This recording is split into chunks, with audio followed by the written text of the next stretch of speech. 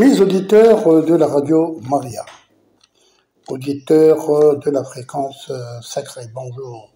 C'est avec plaisir que la rédaction de Foyer Santé vous retrouve aujourd'hui, collé à votre radio ou, pour les internautes, aux écouteurs de votre Android ou de votre iPhone pour écouter et découvrir cette nouvelle émission de Foi et Santé.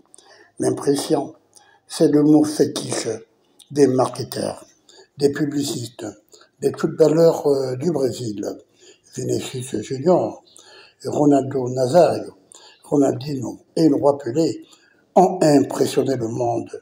Mais l'impression est aussi le slogan des sapeurs de Brazzaville à Paris et des artistes peintres dont le nom porte le titre d'impressionniste. Sommes-nous aussi impressionnés par les miracles que Dieu fait pour nous tous les jours? Seuls les enfants savent lire les signes, les œuvres de Dieu dans nos vies. Ils savent s'émerveiller des miracles de son amour, se réveiller, avoir la bonne santé, marcher, guérir et réussir. Tous les jours de nos vies, les miracles se succèdent. Ce sont les signes de la bonté de Dieu. Face à cela, nous restons indifférents, incapables de nous laisser impressionner. Les verbes de beauté inoubliables qui font pousser à la pellicule d'un photographe. Alors, Dieu, impressionner est un verbe de valeur inoubliable qui fait donc penser à la pellicule d'un photographe.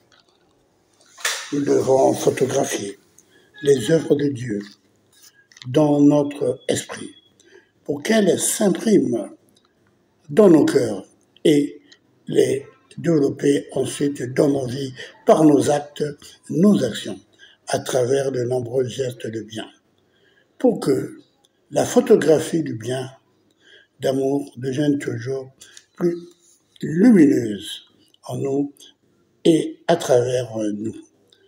Devant le flot d'informations qui nous envahissent aujourd'hui, sommes-nous encore capables de nous émerveiller sur les bienfaits de la nature faite par Dieu? Sommes-nous capables de nous laisser surprendre sur les merveilles du Seigneur dans nos vies? Ce sont là les questions que je me pose. Les montagnes de Milamila, sur la route de Macabana, les chutes de la Lufulakari sont des chefs-d'œuvre de la créature, de la nature, façonnés par le maître des artistes, le bon Dieu, celui qui donne aux médecins la respiration, la transpiration et l'inspiration. Le médecin, très tôt, prend la pellicule du maître ou de l'encadreur et il prend les images qu'il imprime dans son cerveau et les développe pour un jour sortir des clichés et des images pour le bien de l'humanité. C'est cela la meilleure impression du carabin devenu médecin un jour. L'impression, la foi et la santé, c'est le thème de cette émission que nous dédions à toutes les coiffeuses, à tous les sérigraphes, les imprimeurs, les photographes, les marketeurs et publicistes, les metteurs en scène, les présentateurs du journal télévisé, les bons élèves à l'oral, les artistes peintres. Et nous allons écouter ce chant que nous a réservé Ghislain Aiguillard.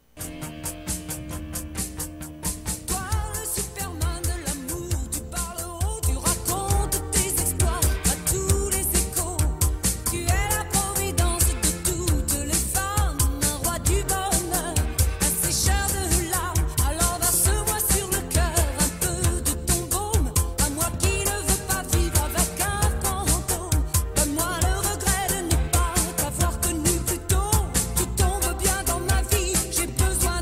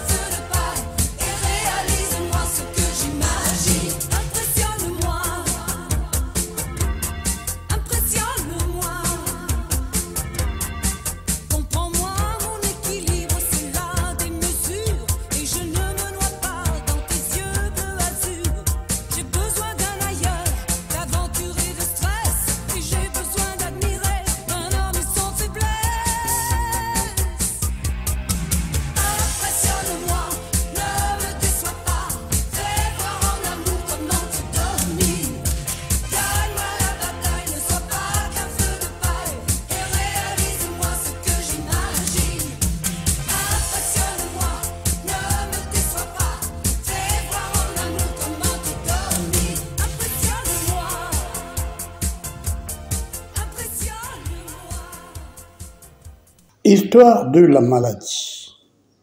Le docteur Gérald Macambo était chirurgien maxillo-facial. Il venait d'être affecté dans l'unique CHU du pays. Dans la deuxième ville, riche en sociétés pétrolières, on l'appela par le docteur Georges Hervé, médecin chargé du suivi des travailleurs de la plus grande société pétrolière. Une patiente souffrait d'un méloblastome, impressionnante tumeur du menton, d'origine dentaire, qui bouffe la mâchoire inférieure et prend un volume qui peut atteindre celui d'un ballon de football au visage. Cela entraîne la gêne de se montrer devant les gens. En général, la dame se cache, se balade avec un panne sur la tête et soufflant les mots au lieu de les prononcer, ne montrant jamais son visage.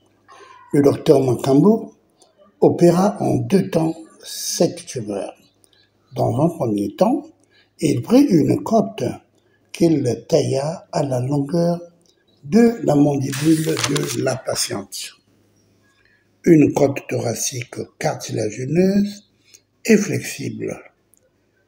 La prise de côte et la résection de la tumeur en pliant la lèvre inférieure fut impressionnante. Gérald réussit à bloquer l'os agreffé par du vicryl qui est un fil particulier et il sutura l'intérieur de la bouche, c'est-à-dire de la muqueuse, sur l'autre muqueuse sous anesthésie générale. Cette anesthésie était aussi très bonne qualité car l'intervention dura 8 heures.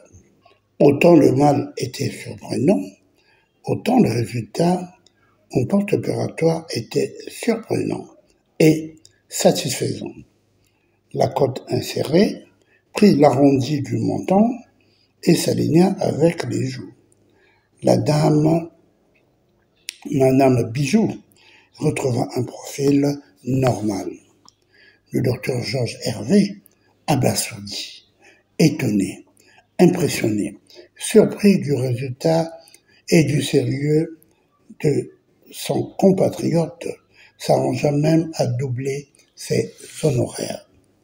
L'honoraire de ce mage, venu de loin de la capitale pour sauver Bijou, victime d'une tumeur rare.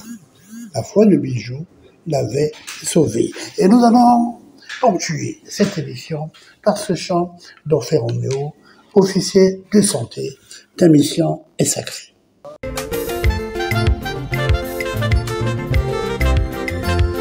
Officier de santé, ta mission est sacrée. N'oublie pas ta dignité, n'oublie pas ta dignité. Officier de santé, tu es préparé à sauver l'humanité toute l'éternité. Tu verras dans ta carrière des patients démunis. N'oublie pas tes repères quand tu soignes les petits. Sois toujours attentif aux plaintes du malade. Sois toujours réceptif aux remarques camarades. Tu verras dans ta carrière des patients démunis. N'oublie pas tes repères quand tu soignes les petits. Sois toujours attentif aux plaintes du malade. Sois toujours réceptif aux remarques camarades. Officier de santé, ta mission est sacrée. N'oublie pas ta dignité, n'oublie pas ta dignité. Officier de santé, tu es préparé à sauver l'humanité toute l'éternité. Évangile selon saint Luc, au chapitre 10, les versets 13 à 16. Malheureuse es-tu, Chorazine, malheureuse es-tu, Bethsaïda, car c'est les miracles qui ont eu lieu chez vous avaient eu lieu à Tyr ou à Sidon, il y a longtemps qu'elle se serait convertie, vêtue de sac et assise dans la cendre. Oui, lors du jugement, Tyr et Sidon seront traités avec moins de rigueur que vous. Et toi, Capharnaüm, seras-tu élevé jusqu'au ciel? Tu descendras jusqu'au séjour des morts. Qui vous écoute m'écoute, et qui vous repousse me repousse. Mais qui me repousse, repousse celui qui m'a envoyé. Cela s'appelait la transitivité en mathématiques. A est égal à B, B est égal à C, donc A est égal à C. Qu'est-ce qu'on peut dire de ce texte de l'Évangile? Nous reflétons nos maîtres, mais nous sommes les témoins, les ambassadeurs des écoles qui nous ont formés. La gratitude doit prévaloir sur l'envie ou le regret. Sachons dire merci pour ce que nous avons reçu. Là où nous sommes, dans nos milieux de travail, nous devons toujours savoir ceci. Quel que soit votre bonté, il y aura toujours quelqu'un que vous dérangerez par votre lumière. Souvent, ce sont les plus proches, ils sont pas loin.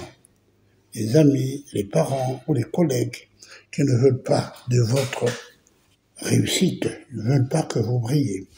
Qu'est-ce qu'il faut faire pour répondre à ce genre de provocation? Utilisez votre raisonnement ou votre créativité, comme l'a fait Gandhi face au Royaume-Uni quand il a demandé l'indépendance de l'Inde, la non-violence. Être non-violent. Utiliser les faiblesses des autres comme des forces. Gagner avec intelligence. Avoir de l'autocontrôle. Ça me rappelle l'histoire de cet homme qui était pauvre. Et c'était le jour de son anniversaire. Le riche voulait se moquer de lui et lui a dit « Tiens, je te donne un cadeau d'anniversaire ». Il avait pris des ordures qu'il avait mis dans un paquet avec beaucoup de saleté qu'il avait emballé et il lui a dit « Voilà, tu vas déballer ça devant tout le monde, les gens verront ce cadeau d'anniversaire ». Et le pauvre, en déballant, avait trouvé de la saleté, avait trouvé des ordures. Et qu'est-ce que le pauvre a fait? Il est allé, lui, il a donné au riche un bouquet de fleurs, de très jolies fleurs. Et il lui a dit, mon cher ami, dans la vie, on donne ce que l'on a de mieux. J'ai l'impression que ce que tu as eu de mieux à me donner, c'était pas ça. Voilà. Donc, la leçon, c'est bénissez ceux qui vous maudissent. Soyez froid et ignorés. Ayez de la maîtrise de soi. Désarmez celui qui manque du respect et ignorez-le. Savoir s'imposer. Affronter la situation de front. L'ennemi non confronté devient encore plus fort. Établir les limites. Montrer que vous êtes ferme. Ne perdez pas le calme. Comment apprendre de ceux qui vous défient? Transformer en opportunité le défi. L'obstacle, il faut que ça devienne pour vous un chemin. Tout ce qui vous barre la route, faites tout pour passer par là et vous aurez grandi. Soyez reconnaissants pour ce qui vous provoque et prenez cela pour une occasion de croissance. Les éléments extérieurs ne doivent perturber votre paix intérieure qui appartient à Dieu. Nous avons le pouvoir de choisir comment nous devons réagir. Ceux qui nous provoquent sont des miroirs qui nous montrent les parties cachées de nous qui méritent d'être corrigées et améliorées. Prenez les choses toujours dans le bon sens. Quand quelqu'un critique votre tenue vestimentaire, essayez de réfléchir s'il n'a pas un peu raison. Quand quelqu'un critique votre façon de parler ou de vous tenir en public, essayez de voir le bon côté. Cela pourra vous améliorer. La grandeur de celui qui s'est pardonné, c'est un choix qui vous libère le pardon. Le pardon vous libère de la colère, du ressentiment, de l'amertume. Loin d'être un signe de faiblesse, pardonner est un signe de force et de noblesse. En pardonnant, nous brisons le cycle de ressentiment. Nous retrouvons notre équilibre émotionnel. Le pardon, c'est répondre au mal par la bonté. Le pardon est supérieur à la vengeance car il démontre la bienveillance alors que la vengeance témoigne de la nature sauvage de la personne. Redéfinissez la manière de vous lier aux autres. Nous devons agir avec amour et générosité. Considérez cela comme un compliment. Quand quelqu'un vous a provoqué, vous a critiqué et dit qu'il vous déteste, souvent, la provocation est une forme étrange d'admiration. Utilisez l'opportunité pour développer l'autocontrôle, nous l'avons déjà dit. Recentrez-vous sur vous-même. Ne perdez pas des minutes à ressentir, à ressaisir, à ressasser le passé. Notre valeur et notre reconnaissance doivent venir de nous-mêmes. Prenons désormais la décision concertée de nous recentrer quelque part sur nous-mêmes, regarder un peu nos défauts. Le contrôle est entièrement à vous. Personne ne va vous enlever la paix ou gâcher votre sommeil. Ce qui vous définit, c'est la manière dont vous réagissez, l'impression que vous donnez. Celui qui vous attaque, de fait, il le fait parce que votre lumière le dérange, on l'a dit. Ce qui compte, ce n'est pas l'opinion des autres, mais ce qui compte, c'est ce que vous pensez vous-même de vous, votre vraie nature. Ne vous sentez pas lésé et vous ne serez pas lésé. Alors, voilà un peu ce que nous allons dire. Encore une fois, la gratitude, savoir dire merci à Dieu pour ce qu'il a fait. Et Jean-Claude Janada nous dit la même chose dans ce joli action de grâce. Un ami pour inventer la route et garder la chaleur de sa main dans ma main. Un ami pour rester à l'écoute et poursuivre avec lui le chemin. Un ami pour chanter comme l'on peut chanter lorsque l'on est aimé pour de vrai. Un ami pour donner comme l'on peut donner lorsque l'on est aimé pour de vrai. Un ami pour inventer la route et garder la chaleur de sa main dans ma main. Un ami pour rester à l'écoute et poursuivre avec lui le chemin. Un ami qui comprend à temps et contre-temps et toujours nous apprend le présent. Un ami qui attend, aussi beau qu'un serment, le regard d'un enfant, un printemps. Un ami pour inventer la route et garder la chaleur de sa main dans ma main. Un ami pour rester à l'écoute et poursuivre avec lui le chemin. Histoire de la médecine, histoire de la radiologie. C'est Röntgen, Wilhelm Röntgen, un Allemand, né le 27 mars 1845. Radiologue, physicien. C'est lui qui fait la première radiologie de l'histoire, celle de la main de son épouse, Bertha Röntgen. L'impact est immédiat et c'est le grand succès. C'est le début de la radiologie qui va évoluer et faire des innovations sur 130 ans. Les premiers services d'imagerie médicale vont ouvrir leurs portes au début de 1896. Röntgen reçoit le prix Nobel de physique en 1901. C'est le premier prix Nobel de physique.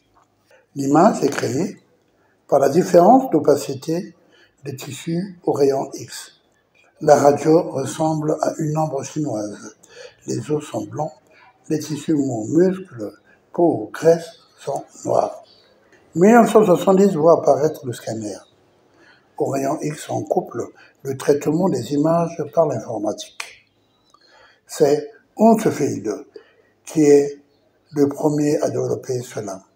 Et en 1975, le scanner du corps entier apparaît, ainsi que l'échographie haute résolution. En 1977, c'est l'IRM, moins nocif et plus net, qui va apparaître. Désormais, le radiodiagnostic change de nom. Cela va s'appeler désormais imagerie médicale. D'autres techniques ont fait l'histoire. La tomographie et les coupes sériées, millimètre par millimètre, de radio permettent de bien définir la position d'une lésion. L'artériographie, l'injection d'un produit blanc, comme du lait, dans les artères, permet de suivre le trajet de ceux-ci et faire parfois le pourtour d'une tumeur.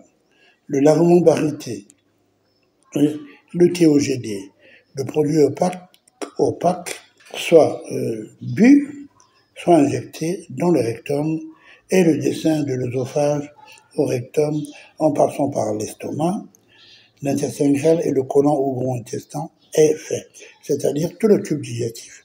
La mammographie va montrer les seins. La cholangiographie, ce sont les artères du foie. Scintigraphie, c'est la thyroïde. La salographie, c'est les voies salivaires. L'urographie intraveineuse, les voies urinaires. Voilà comment l'imagerie médicale permet de voyager dans le corps humain en silence pour partager avec les cliniciens et les chirurgiens les secrets, la beauté en profondeur du corps humain. L'impression des clichés est faite par différentes imprimantes et nous allons écouter ce classique catholique réservé par Jocelyn Aiguillard. Le lion de quadriquinté sur-quadridimensionnel de la tribu de Judas, je te bénis parce que tu es puissant. En ces lieux, nous réclamons la démonstration de la puissance de ton Esprit Saint afin que les liens soient rompus et que les chaînes soient brisées dans le nom puissant de Jésus-Christ de Nazareth. Alléluia. Tango na nzimbi Yesu bantu bakomi kofinga ngai soki nakei losambo bantu bakomi kochola ngai sembola loboko na yo moteba yeba yo zali nzambe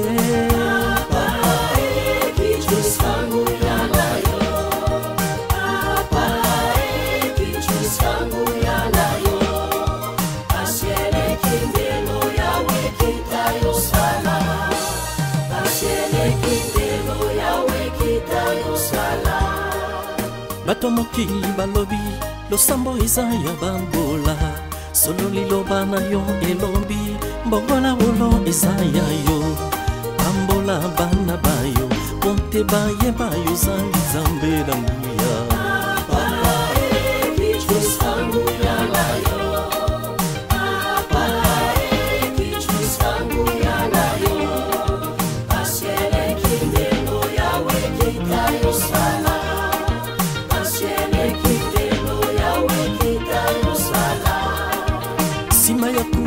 mobali mwasi na bana babengani sima ya kufa ya mobali mwasi na bana babengani solo biloto mbongo mapango babontoli bakomisi koganga yesu mobali ya baveuve pampa ya bana yetike shanjolama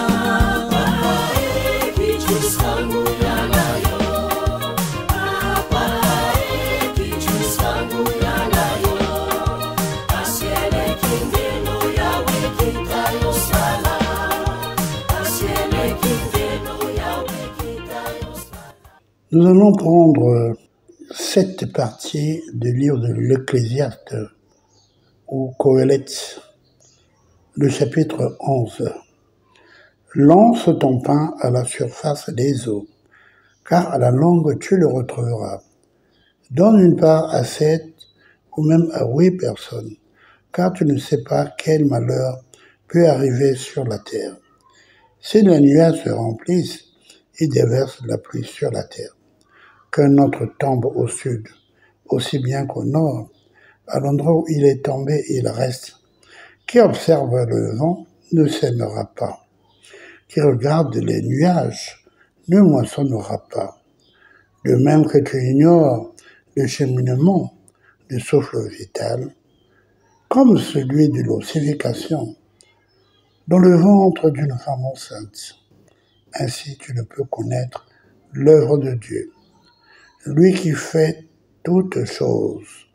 Le matin, sème ta semence et le soir, ne laisse pas repos à ta main, car tu ne sais pas de l'une ou de l'autre activité, celle qui convient, ou si toutes deux sont également bonnes. Alors voilà un peu ce proverbe qui nous montre que la créature est impressionnante, la créature humaine. Ce texte de l'Ecclésiaste. Nous allons prendre pour réflexion ce proverbe qui vient d'Allemagne. L'Allemagne, grand pays d'Europe de l'Ouest, de 83,8 millions d'habitants, de 357 592 km², un peu comme le Congo-Brazzaville, qui a 342 000 km², eux ils ont 357. Alors que nous dit ce proverbe qui vient d'Allemagne, pays de Roentgen, premier prix Nobel de physique? Trop de cuisiniers gâchent le bouillon.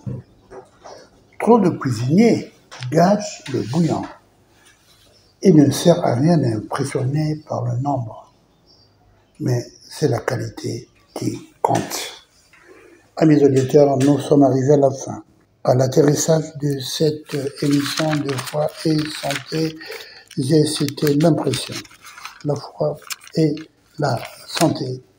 Cette émission numéro 1296 de la radio Maria, foi et santé. Nous disons merci à tous ceux qui nous écoutent, à Pointe-Noire, à Ouessant, à Brazzaville, à Kinshasa, dans les réseaux Internet, dans le monde entier, sur YouTube. Merci pour votre fidélité, merci pour votre confiance et si vous voulez, partagez cette émission avec les autres du monde entier pour aider encore plus la radio Maria, la mère des radios. Nous avons été ensemble avec Ghislain Aiguillard et moi-même, le docteur Olivier Georges Roland Ongaï, alias Orphée Roméo, frère de Jésus-Christ, même père, même mère, maman Marie. Au revoir, à bientôt, même jour, même heure, même fréquence, la fréquence sacrée. Que Dieu vous bénisse.